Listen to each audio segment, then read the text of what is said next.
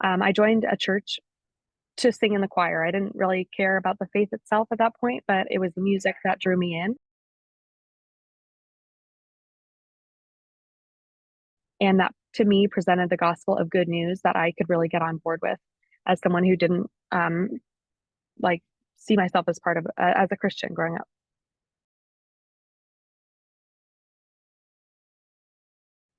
But ever since then, I've been fascinated with the power of music and liturgy and worship arts that allow the Spirit to bring about change in us. And I think this is true across the spectrum of theology and especially within justice work.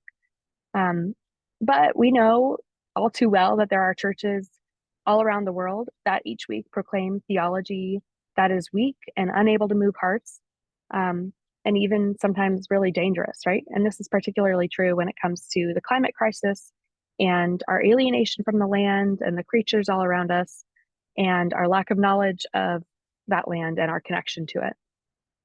And like I said, in part, this is driven by the theology that's harmful towards creation or even just neutral towards creation. And I know that we can do better. And I'll use the example for my church growing up.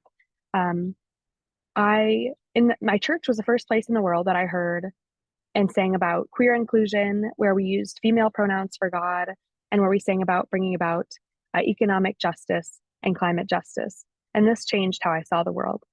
And so for me, I believe really strongly that harnessing the power of Christian music and liturgy and artwork for social transformation, that just really like makes a big difference. And that's what roots deeply in us. And that's what gives faith communities kind of the edge, I think, in getting at people's hearts and spirits more than other organizations can do.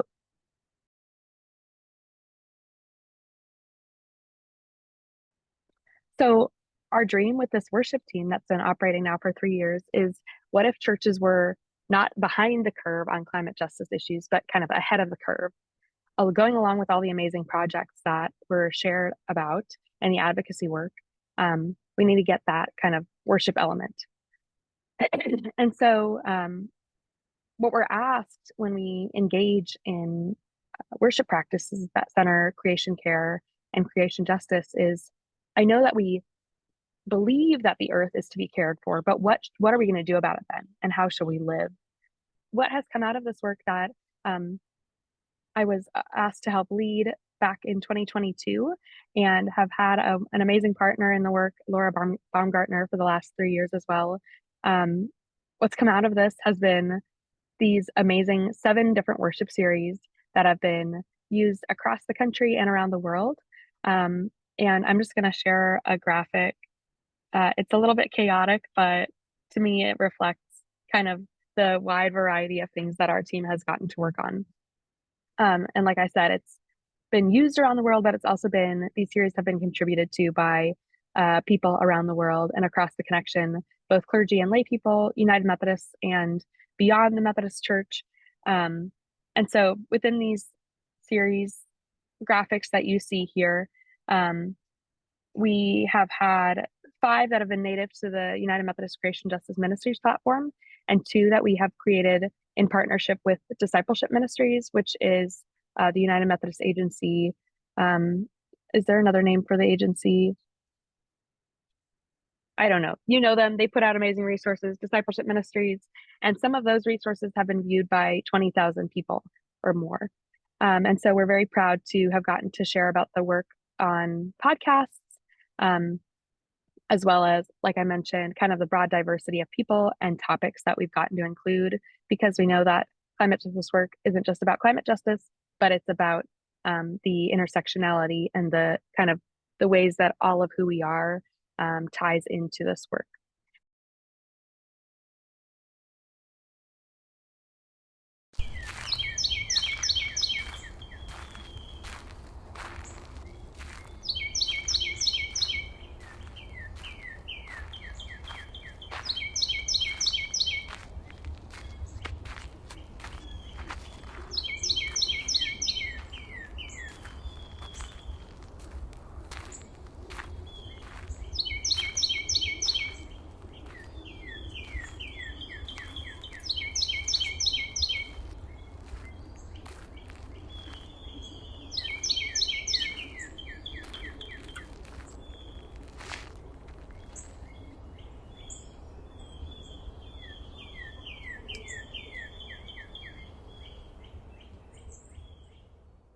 join with me in a call to worship from our brand new worship series that you'll hear a bit more from Laura about. Let's be in this moment of worship together. We've heard it said, take a lesson from the ravens. They don't sow or reap. Notice how the flowers grow. They neither labor nor weave.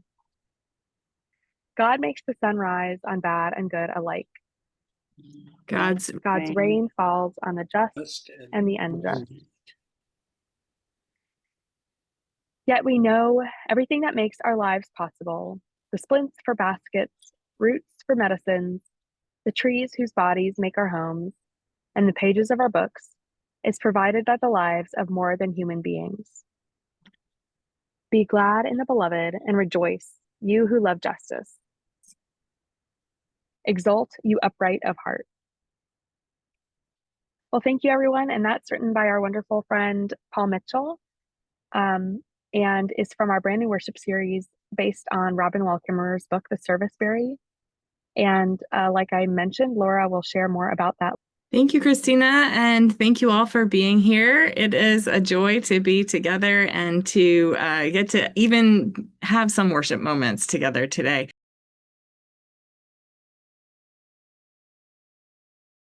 So I just wanted to share that I've done all 7 of those worship series with my congregation, and I'm a pastor in Seattle.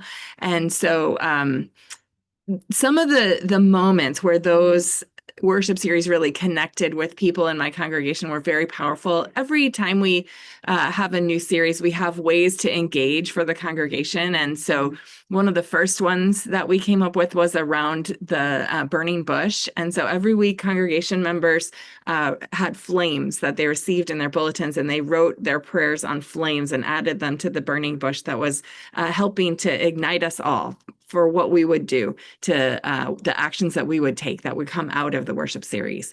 Similarly, last year we had a worship series that had fig trees. And so every week, congregation members would write their action items on items that would go on the fig tree. So one week it was figs, and one week it was leaves, and one week it was birds that were in the tree. And so we had this amazing tree that got formed of all of the ways that we were feeling called to act coming out of these series. And so I would encourage you, if you are part of a worship team, to check out the series that already exists, and also to get involved. We have a new series that will be released, we hope, July 1. If not July 1, it'll be very soon after that.